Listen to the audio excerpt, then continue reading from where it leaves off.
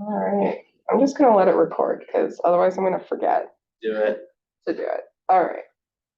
So let me Does this need to be positioned in a different spot? I think that spot works. I was testing it. So the little thing tracks you. Okay. So I think you kind of have to stand in this general area. So we'll kind of have to go like one at a time. It's not an owl, it's Jabra. But Speaker it's the one that I couldn't get to work mini earlier. owl in it. Yeah. Come walk on our road.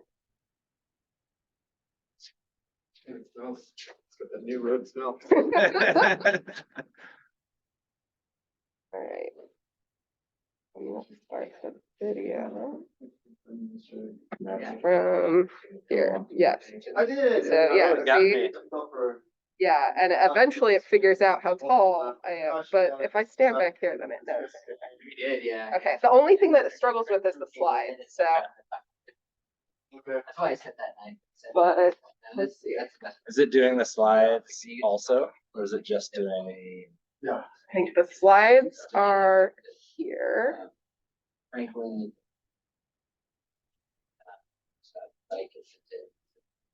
That's working, but sometimes it was stopping working earlier. All right. So we have How's it nobody going? in the room How right are you? now. Good. It's been a while. Yeah. How are things? Yeah. Rolling. Yeah. Things are going to show up. Good.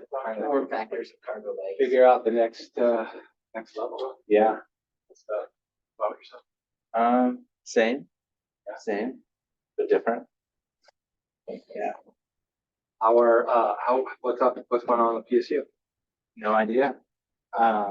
So I left about a year ago. Oh, is that right? I come to Cycle Oregon. Okay, I didn't realize that shit. Yeah.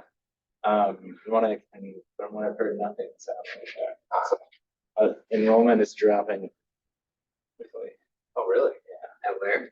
Portland State, I think it's the same at a lot of the universities right now. Like overall enrollment or? big time. Like projections are, like it peaked at 31,000. Projections are that it's going to drop. Welcome. Yeah. You So- will not dealing with that. Yeah. Overall. Portland State relies heavily on the community college pipeline, and Yeah. so I think Yeah, LCC. Sometimes good.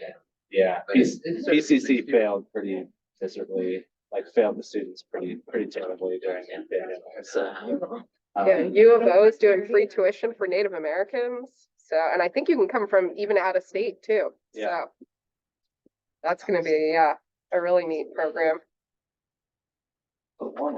Thanks for joining us. I know. I know, yeah. That's real. Well, we can also pull down the other one if that's helpful. Not all sunlight. I wish it would rain again. This hot weather. Just wait. know. Just wait. All right. Well, thanks for joining us today. Right now, we don't have anyone online, so it's just us here in the room. But we can go ahead and get started. The agenda, here's what we're going to be covering today. We're going to be talking about Jumpstart and our Train the Trainer program that has been rolling out all across Oregon.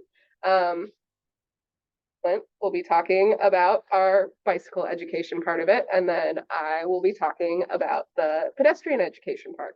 And then we'll have Q&A time at the end. All right, so again, the speakers. Clint, you can't really see, I apologize, kind of blocked here. But he's with Cycle Oregon. So we've got his email, clint@cycleoregon.com. And then myself, Lindsay Huber. I am the education director with the Street Trust. So you can email me at lindsay@thestreettrust.org. And all of the information that we're going to be talking about today is on the Oregon Safe Routes website, which I think is just oregonsaferoutes.org. We are contracted by the Oregon Department of Transportation to do this program, which is why it's all on the Oregon Safe Routes website. Yeah, I know, lots of different websites and links and emails and yeah. There's also the info at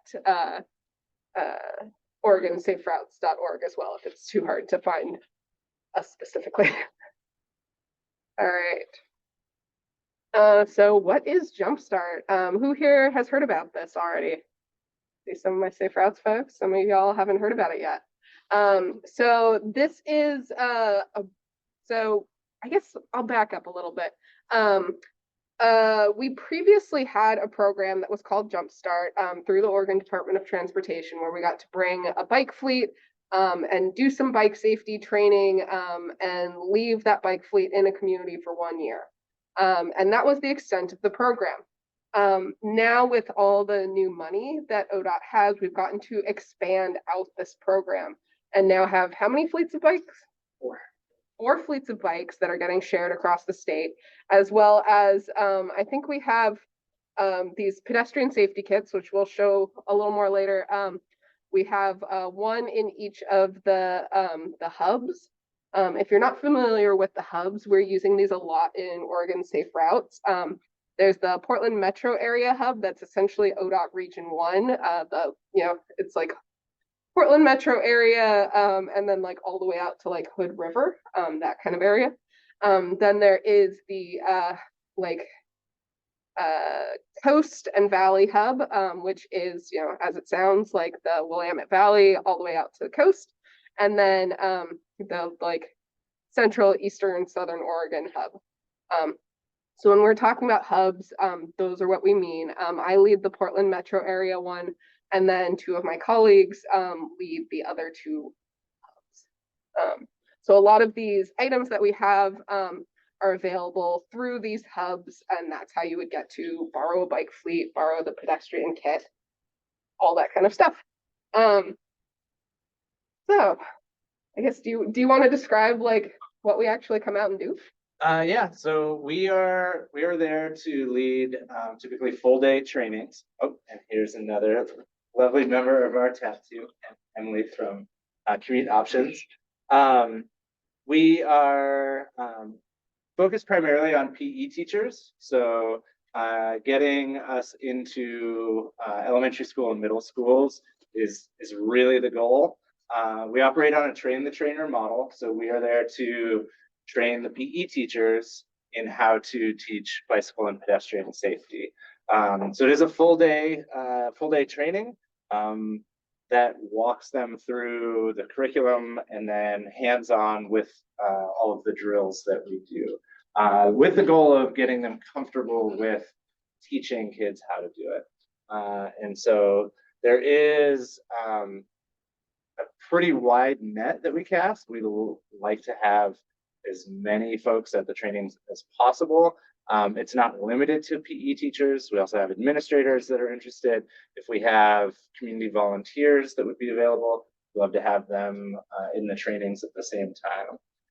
And the idea is that we then are able to impart the skills necessary to teach this year over year.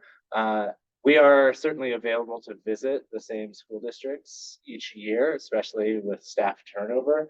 But the idea is that we create program sustainability and that we are always there available for those teachers. Yeah, and one of the cons of the old way we would do this Jumpstart program was that we would, again, train the PE teachers, leave them a fleet of bikes, and then they'd have it for an entire school year, but we'd take it away at the end, and that's the end of it. And the goal was that they would be able to fundraise and buy their own bikes, but bikes are expensive, trailers are expensive, tools are expensive, helmets, getting all of this together. It's a lot for a school district to do. So the new way we do this program, the school district doesn't have the bikes for an entire year or the ped kit for an entire year. They have it for a shorter amount of time. However, they can borrow it again the next year and the next year. So they don't have to deal with maintaining any of these things. They get to just borrow it from us, they work with us to get it scheduled. And then, yeah, they can just, say every year, these specific weeks, we're going to teach bike and pedestrian safety and be able to do that. Can I ask a question around that? Yeah. So how many fleets do you have now, and how many would you envision that you would need to build up to be able to have different fleets around the state to service? Currently 4, so 4 trailers and 160 bikes. To completely satisfy needs throughout the state, and we're probably talking about this, right? Like we are like able to, if you can imagine, we're in a school for 2 to 3 weeks. Our window is pretty narrow in the spring and again in the fall. So we're really talking like 3 to 4 months that the fleets can be out. If each school had them for 2 weeks, we've got 4 fleets. And that's still like, we're talking what, 25 to 30 schools throughout the state that would be able to do it. So obviously there's more. I mean, our hope internally certainly is that like this model is proven and it works and we can unlock some additional ODOT funding. Yeah, I think that that's really a big thing is like now we have all these fleets, getting them out, getting them used and getting them so overprescribed that like we're having to turn people away. That would show ODOT that like, hey, there's this huge demand, and then they can turn around and get more funding to buy more. Yeah, and the good news right now is that schools that have participated in it thus far, that have had the bikes, have already asked to schedule them again in the fall. So the response has been really good. Mary Jo? Yeah, the question is, have you, on the fleets that you deployed, are you working school by school, or do you have district buy-in that are then going to all the schools within the district? So ESD buy-in has been the easiest. Our focus is outside of the metro areas. So Lane Council of Governments, Megan there has been fantastic. And so, working within that ESD has been great. So at that like coordinator level, she's managed to get the buy-in from the schools and from the administrators. Lincoln County, we have, it's a single school district. They will have bikes out there starting next week and then again in the fall. They got buy-in right at the top of the district. So I think it really does depend, but that ESD level has been really nice because it's allowed us to coordinate the trainings in areas that aren't particularly dense population wise. So we can get more people in the room at one time and then start scheduling out when they would like the bikes. My question is similar. Are there enough resources in the metro area that you focus on the outside of the metro area? Totally not. No, but that's certainly a different question. Yeah, thus far we haven't done any biker ped trainings in the like my region here, this Portland metro area. We have Noelle here in the room from Metro. She's got a ped kit as well, and has been sharing that with City of Portland. We've also been sharing our ped kit with City of Portland because they've been doing their own pedestrian education train the trainer. But yeah, we are very willing to do more trainings out here too. I love not having to travel so much. I'm going to Newport next week, and that's going to be a bit of a trek. So. Yeah, I know PBOT has a fleet of their own that they've been moving around within the city. So, but I think there's a big gap in outside of the city of Portland. Yeah, and even in the city of Portland, like my kids are in school in PPS schools, they're never going to get safe routes training. So there's huge gaps that are like definitely identified. But I would say, are there particular areas that you're thinking of? No, I was just curious what the relationship is between the metro. I was wondering if the metro had.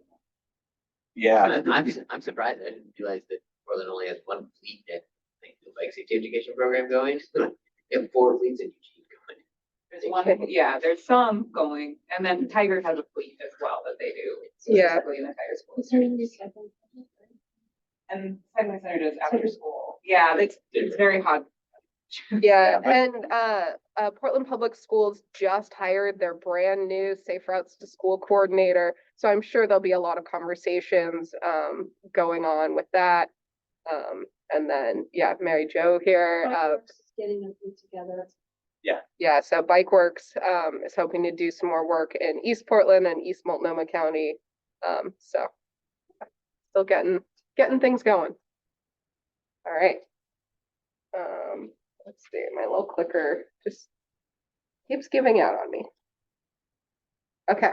Prioritization and selection for 2023. So this goes into a little bit of what we were talking about. So right now we are taking requests for trainings. I think we still haven't scheduled one for that, end of August timeframe. I'm Yeah. assuming that'll go quickly. I think we have 3 schools that have already requested trainings for the fall. Most are aiming for like September, like end of September, beginning of October. But I would imagine we're going to be like pretty much full here shortly. So if you do have schools that are interested, communities that are interested, get those requests in. This spring, we did not have to limit the schools that got it. If we do have more schools interested, then we can accommodate.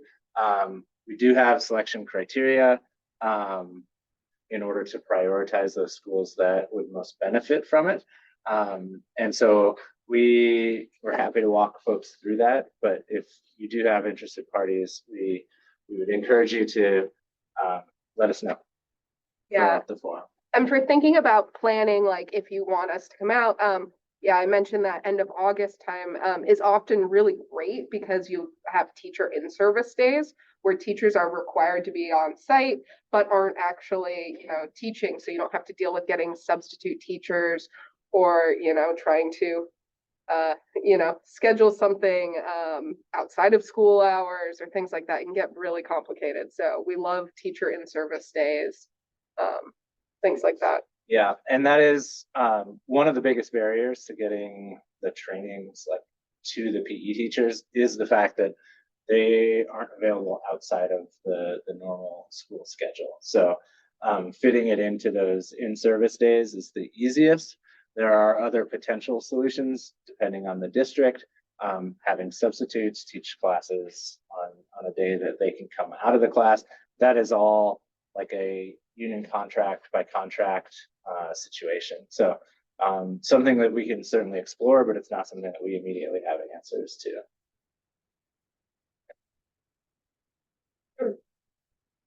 Perfect. All right. Cool. So again, my name's Clint Culpepper. I lead the bike portion of the education training. Again, we target elementary and middle school PE teachers, typically outside of like the areas that have existing programs.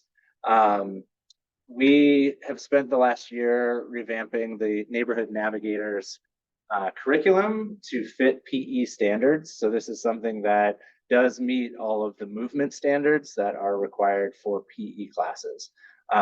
So that way you can get it into every school in the state. There were previous versions that were typically taught in a health class or in like a homeroom class. It's really difficult to carve that time out of like a very necessary, homeroom or health class. So this allows us to put it in that physical education time slot for the kids and for the teachers. We provide bikes, helmets, all of the equipment, supplies, curriculum, all of that stuff. And we do also have the ability to get you adaptive bikes if schools request those and need those.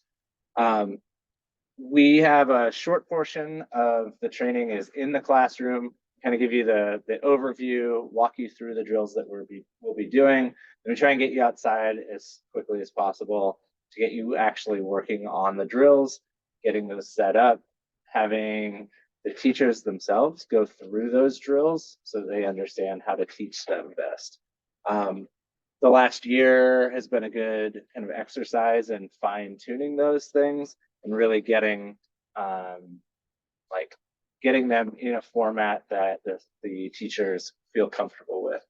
I think, does the next slide have a couple of drills? So we provide a printed drill guide that's spiral bound, made out of like a weather resistant material. So that's for those teachers. to take outside with them, something that they can hang on to. And it's kind of the reference document. So it's super simple. Again, it's going to have one page with kind of a description, the materials necessary, the setup, and then one page with the drill itself. We've also animated these, and so you can look back and see the animation of like, oh, okay, here's how it starts, here's how it actually plays out. And hopefully this summer we will have the drills videotaped so that we'll have another reference for teachers to take a look at. It can be really difficult, I understand, to like look at this on a slide and be like, okay, I know how to do that when we go outside. And the teachers might understand it when they're doing it, but then fast forward a couple months when we drop bikes off and they're like, wait a second, I don't remember how we actually did that. So having those additional resources will be helpful for them. So hopefully, again, we have video. Hopefully this summer we'll have the opportunity to do that. I think we can jump to that next slide. 30 to 40 bikes per fleet. That is flexible in that, like, if you have, say, we just had bikes down in Cresswell at the middle school. They had classes of 60 students, and so they need more than 30 or 40 bikes. So we actually dropped them something like 70 bicycles. They were still into it. It's amazing. You know, a good, like, I think everybody can look back and identify like one PE teacher that was like really invested. And I think those students have really like gotten lucky, and they have a teacher that's like, no, we can make this work. Like, we will figure it out. And so we, you know, we had 70 bikes down there. We have a range of sizes, everything from a 20-inch wheel bike up to full adult bikes.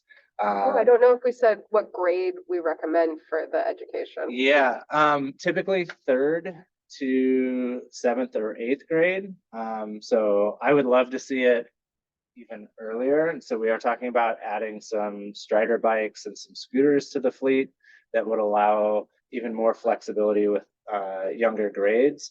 But 3rd grade seems to be kind of that sweet spot where you have most of the kids come in with enough skills to get comfortable pretty quickly.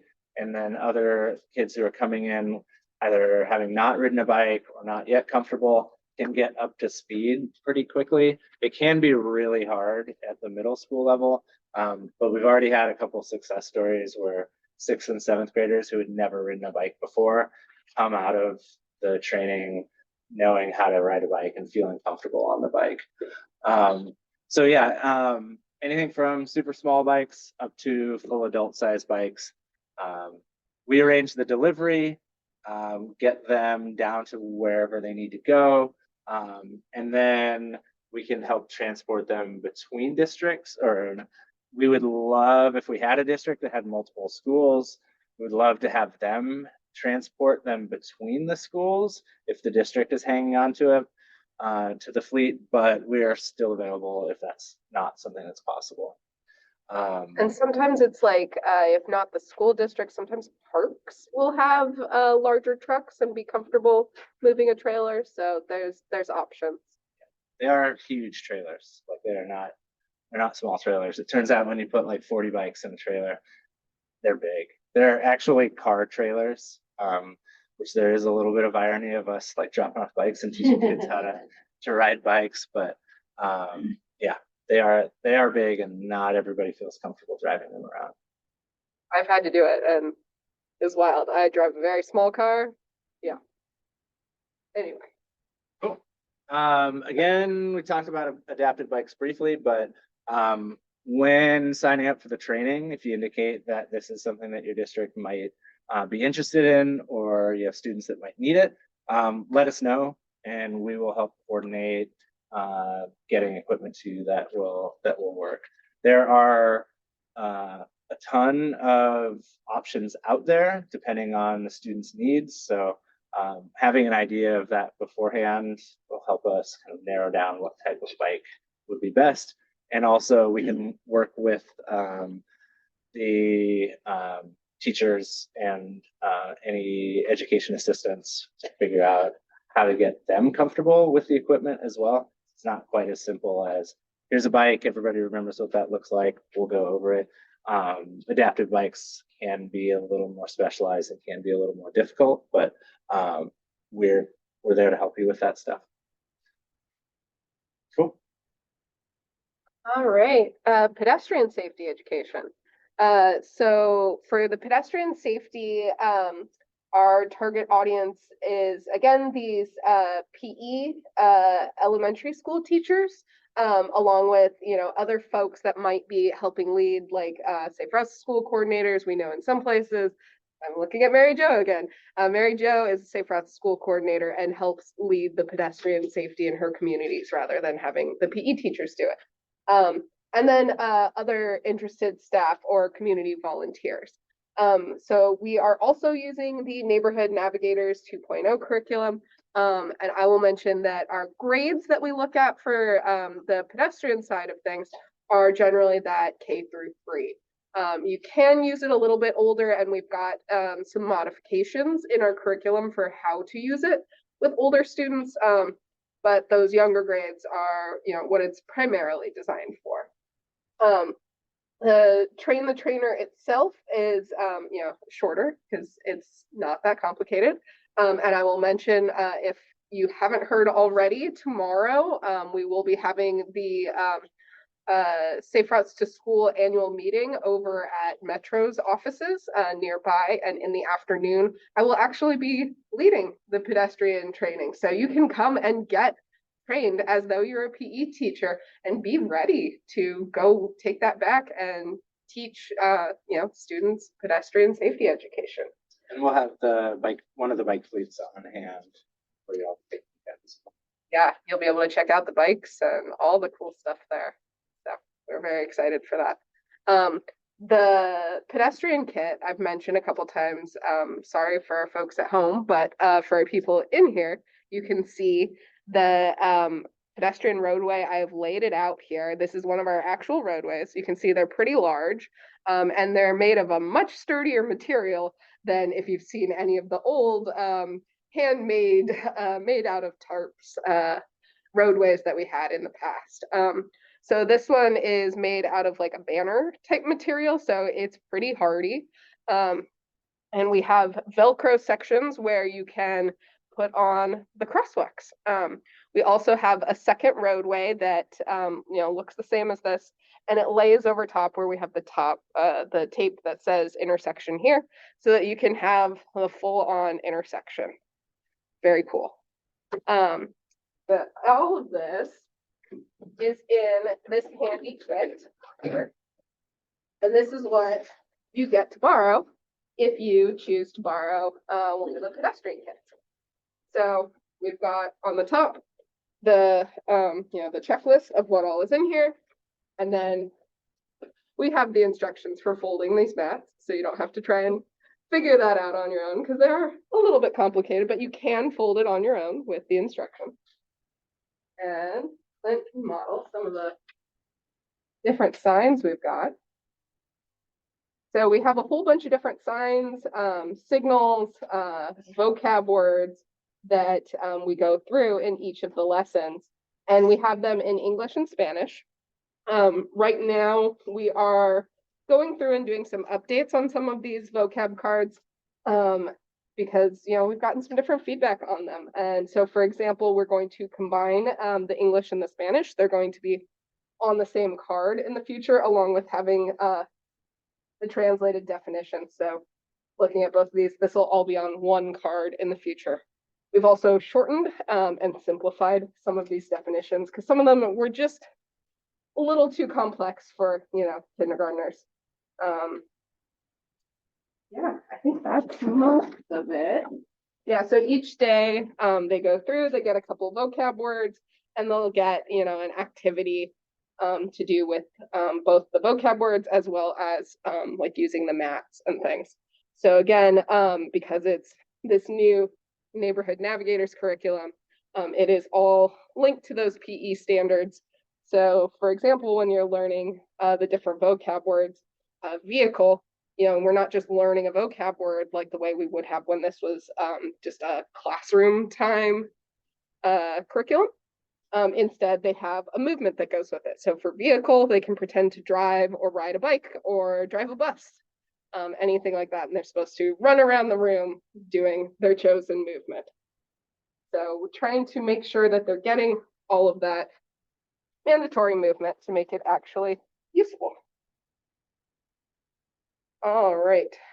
So next steps here before we have some more question time. And you can feel free to also come check out some of this, the pedestrian kit, since I brought it here in person, if you want to come look at it. So again, we have our Safe Routes School annual meeting tomorrow. Please come join us. All the info is in Sched. You can RSVP in there if you haven't already. In the morning, we're going to have our annual meeting, and then lunch will be provided. And in the afternoon, we will have the pedestrian, full train the trainer. Then you're going to want to talk with your principals, talk with your PE teachers, other community members who might be interested in joining the training. We really like, especially like so at the end of the pedestrian training, you go on a walk. So we love having volunteers join schools that day so that the teacher has, not just themselves taking the kids off campus. It's also great to have volunteers helping out with the pedestrian or the bicycle classes as well. So it's great to bring those volunteers to the actual trainings. The intake form is on our website. So again, just OregonSafeRoutes.org, look up Train the Trainer. I think it pops right up. Talk with your hub lead if you haven't already. So again, I'm one of the hub leads for the Portland metro area. Emily back here is the hub lead for the Central, Eastern, Southern Oregon hub. And then we also have a bike fleet purchasing guide. I think it's a little out of date, but should give you some generalities if you're interested in purchasing your own fleet. We're happy to provide some feedback and ideas as well. All right.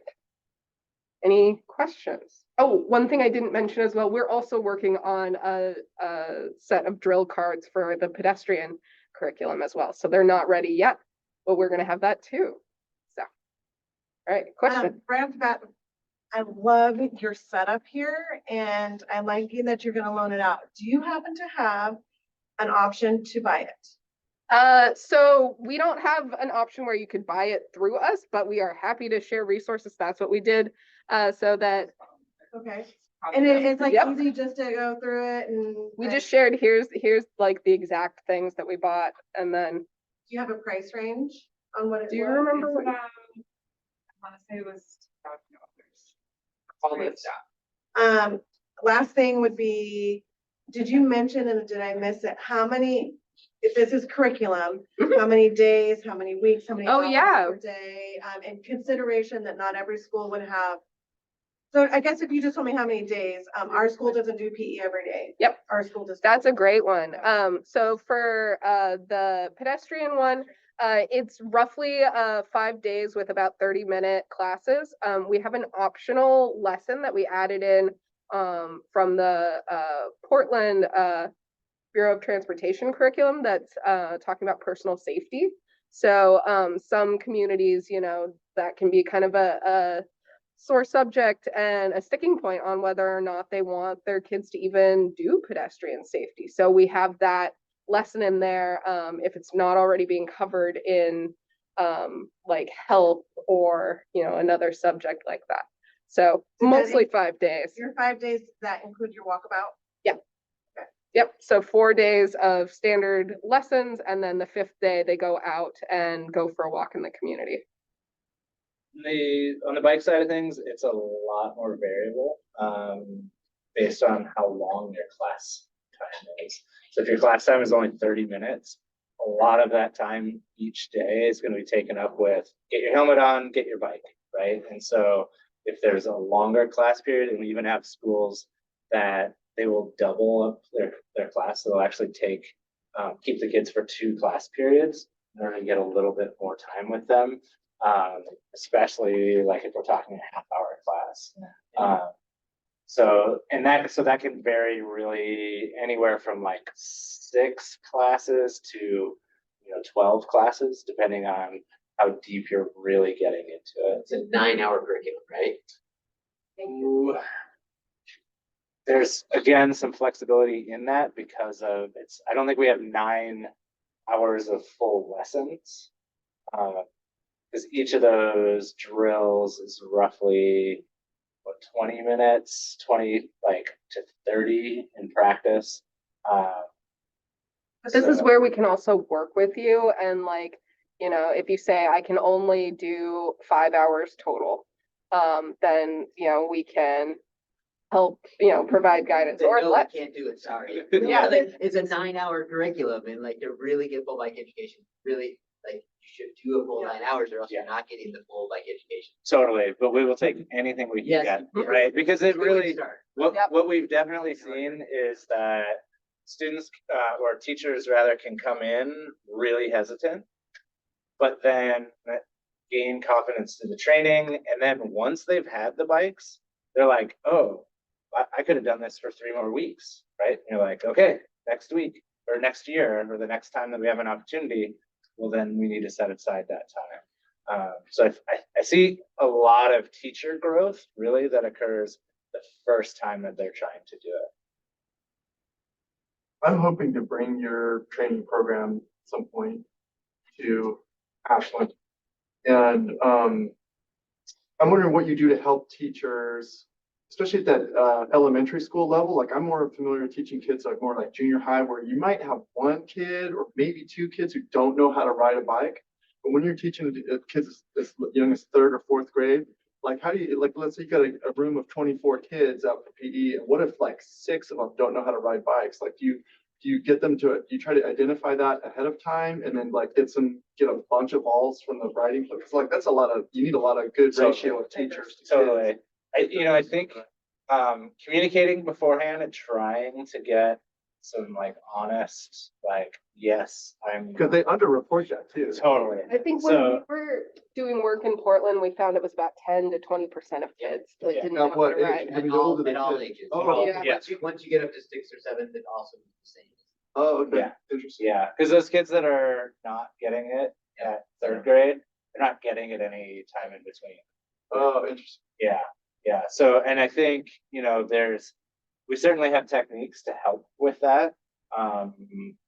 Volunteer or staff time is going to be the biggest thing to help. Right. We can teach you how to teach a kid how to ride a bike for the first time, but if you don't have somebody to spend that time, it can be really difficult. And then, let's say you do have the volunteers and those kids are getting pulled aside and they're getting one-on-one instruction while the other kids are getting the bike safety curriculum. And then are you still hoping by the end of the 9 hours that those kids are actually going to go wobbly on the streets with you guys at the end? Totally. Or They usually are able to. Yeah, Okay. and I think one way that you do that is you integrate those students into those drills. And so, pull the pedals off the bike, drop the seat as low as possible, make it essentially a scoot bike until they get comfortable with the balance. So they're not missing out on any of those drills. And not really feeling oh, okay, I'm in this other group over here. Right.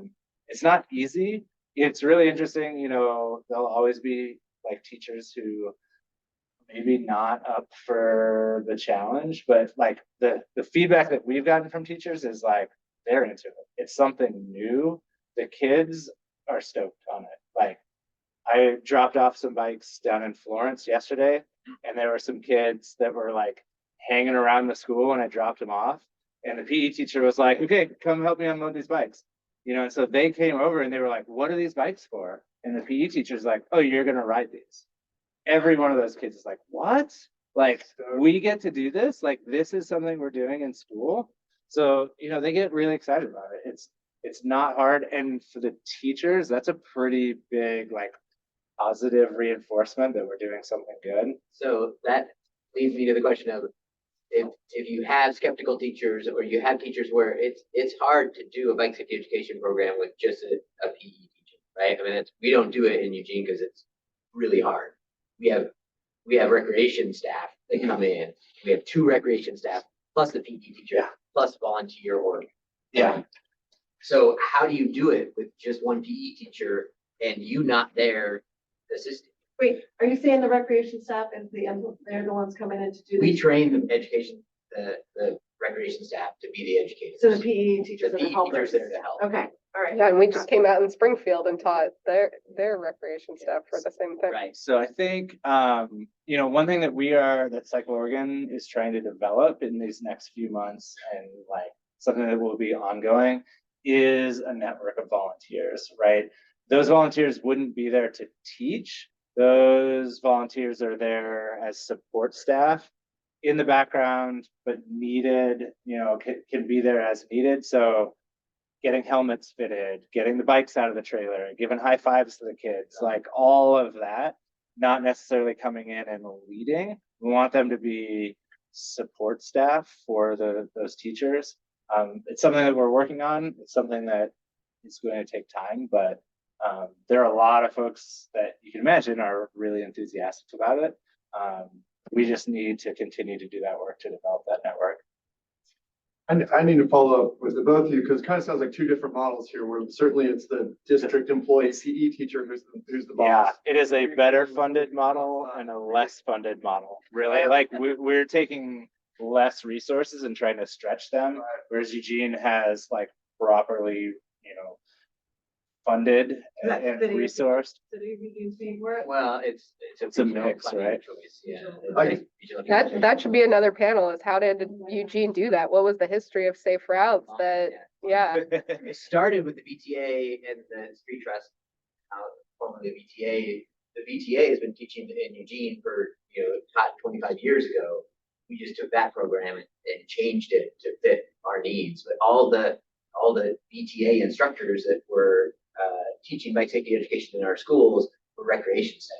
They just happened to be sort of like, well, let's just keep them recreation staff, make it part of our safe routes program.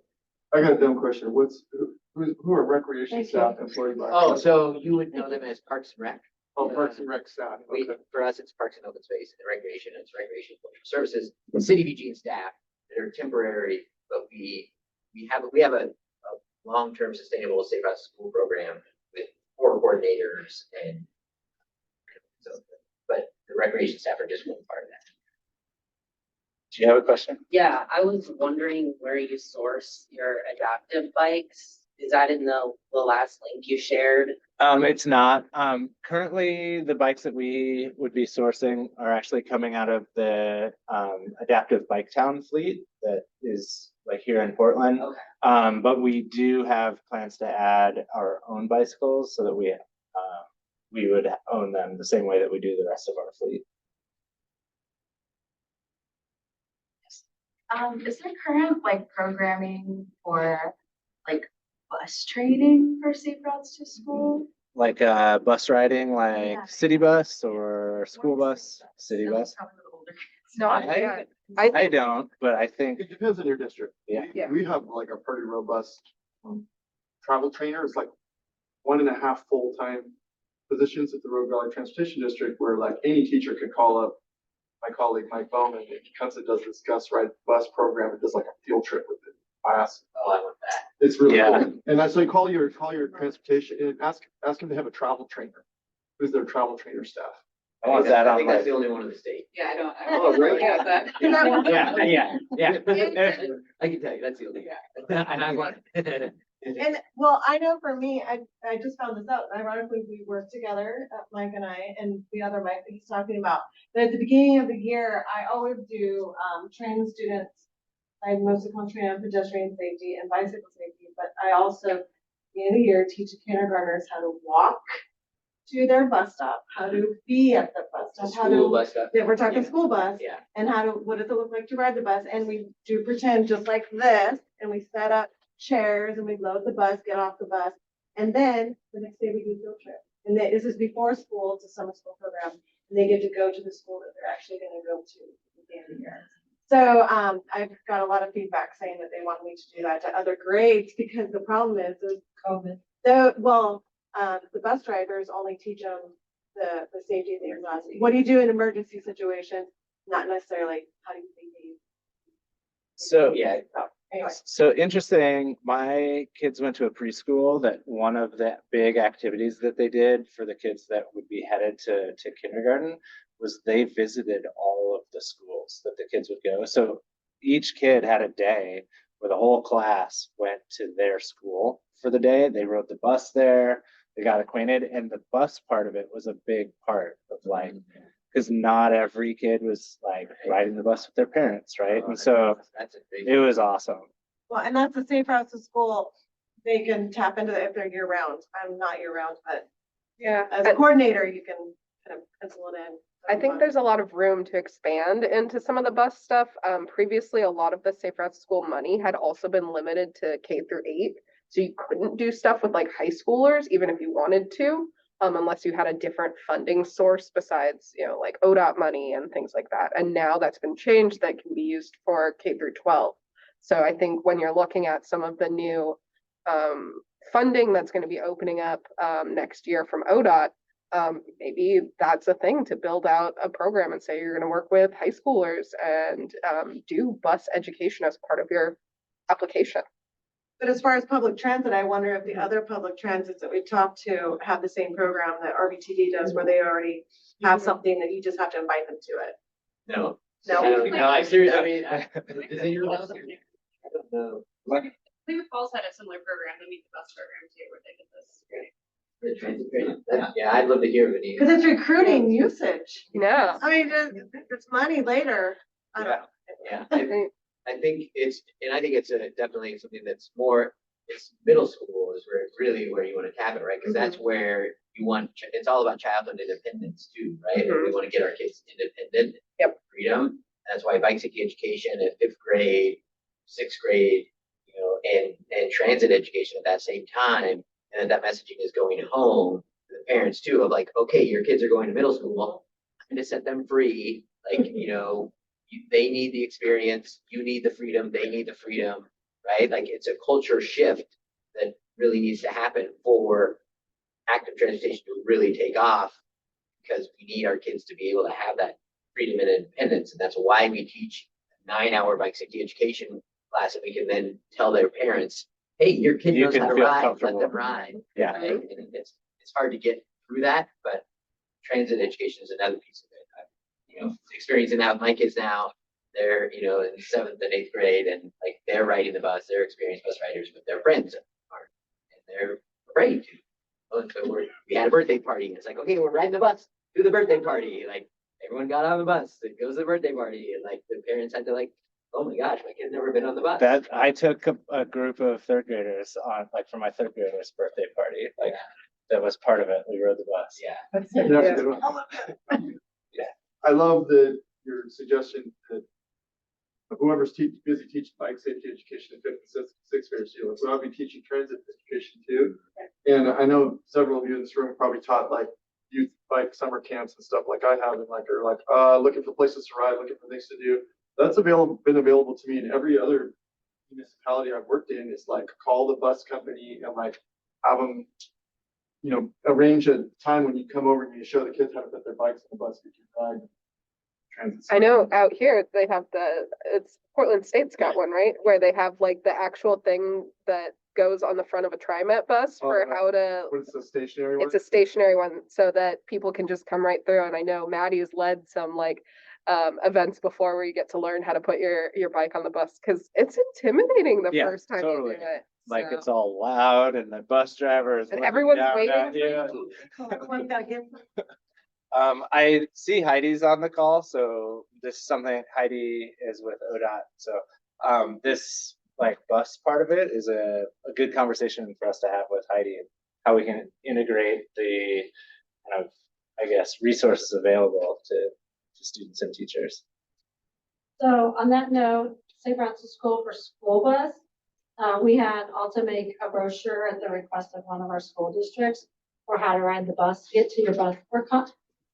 For me, we call it Safe Routes to Bus Stops, but since not everybody knows what Safe Routes is, we just have the bus riding safety for students and families, had it translated to the 5 extra languages thanks to Metro, and they're available on Metro's Basecamp and App Sample. Wait, so is that linked through our hubs? Get it? So the base Yeah, camp, no, I that's think fine. you really are only in if you're in the Portland hub initially, but like anyone can join, but you haven't been placed in it already.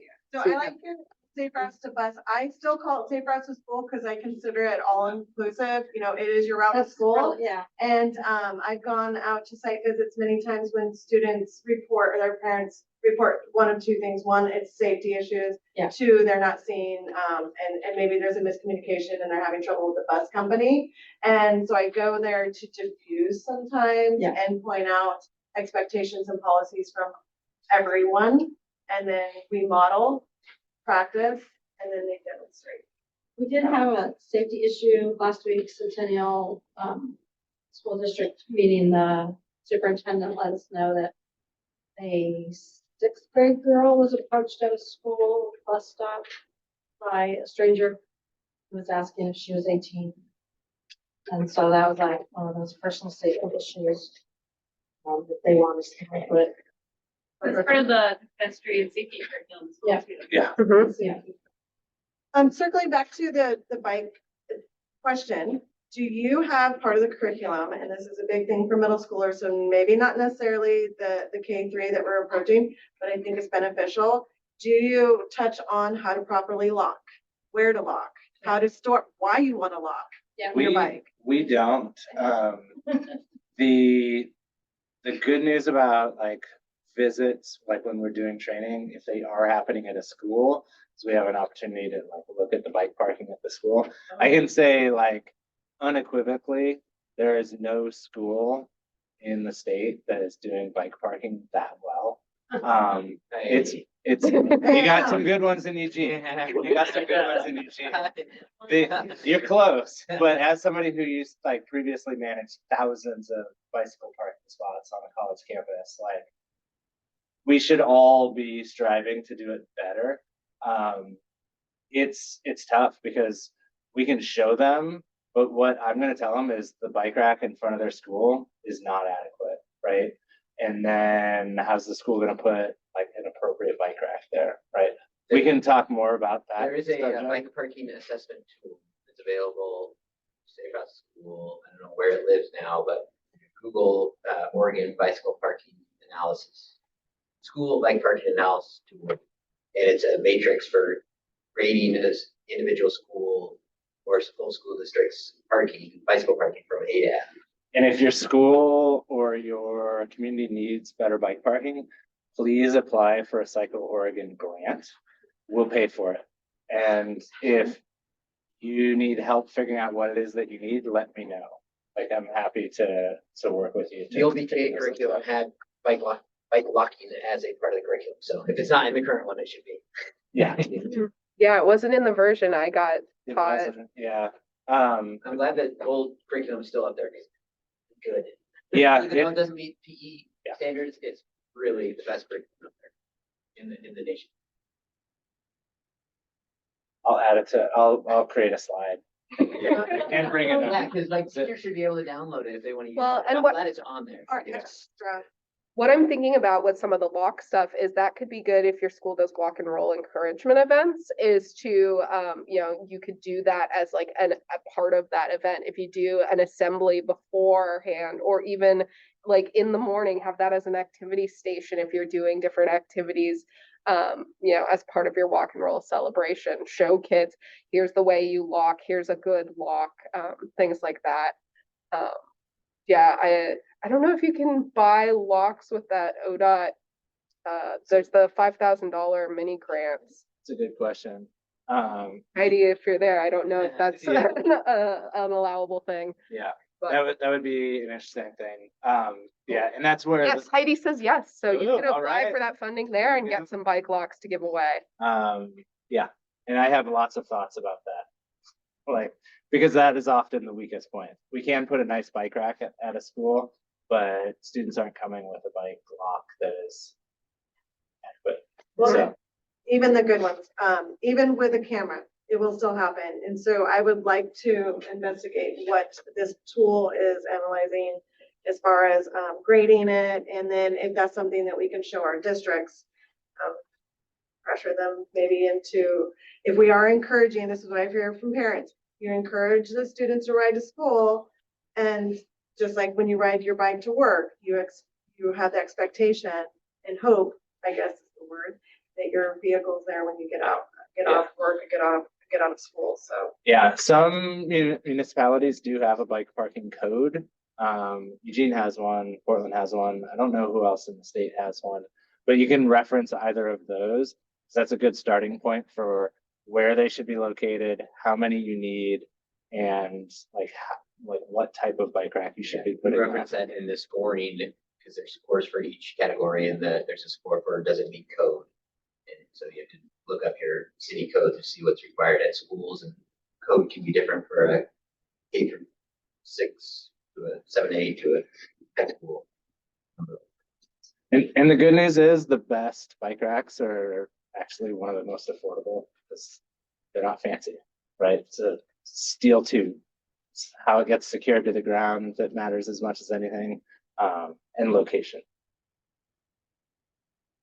I have a question about whether you all are working on getting this training certified as like a professional development training that teachers could get paid to participate in or get credit for participating Yeah, we in. are. So I think they already can get the professional development credit. We got that Yeah. sorted out. And we also have, we can't give them a standard payment, but if a teacher comes to our training and goes and implements it and then talks to us, fills out a survey, sends us some photos, tells us how it went, we're able to give them a super volunteer stipend.